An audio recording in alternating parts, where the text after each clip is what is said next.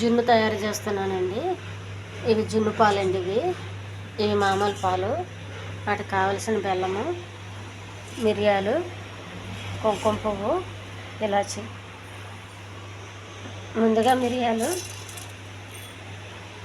మిరియాలన్నీ పొడి చేసుకోవాలండి. కొంచెం మెత్తగా చేయాలి.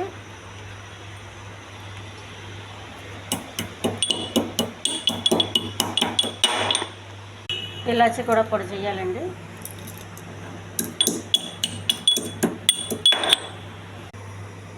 బెల్లాన్ని చాకుతెలగా తురమాలండి. మొత్తం ఒక అరకప్పు 2 కప్పులు. మనకు తీపి ఎక్కువ కావాలంటే 2 కప్పులు తీసుకోవాలి. తీపి తక్కువ అంటే ఒక అరకప్పు చాలు. జున్ను పాలండి కొలుసుకోవాలి. ఒక గ్లాసు జున్ను పాలు,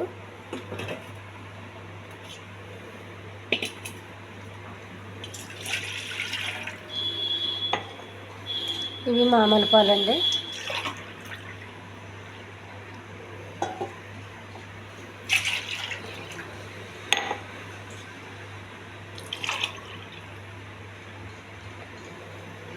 ఒక గ్లాసు జున్ను పాలకి 2 గ్లాసులు మామూలు పాలు. ఇవి వేరేగా పెట్టుకొని ఇందులో బెల్లం కలపాలండి. ఒక కప్పు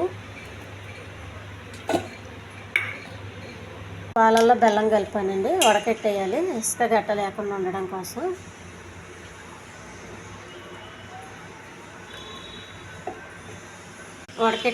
వడకెట్టిన దాంట్లో రాయాలండి. కొద్దిగా మిరియాల పొడి, కొద్దిగా కుంకుమ పువ్వు, ఇలాచి పౌడరు,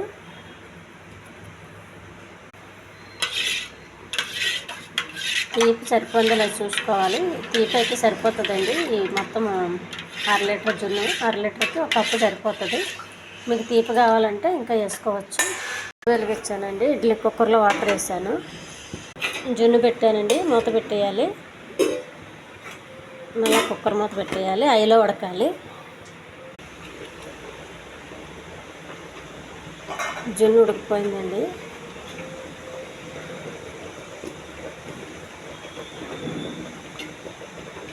స్టవ్ ఆఫ్ చేసేయాలి.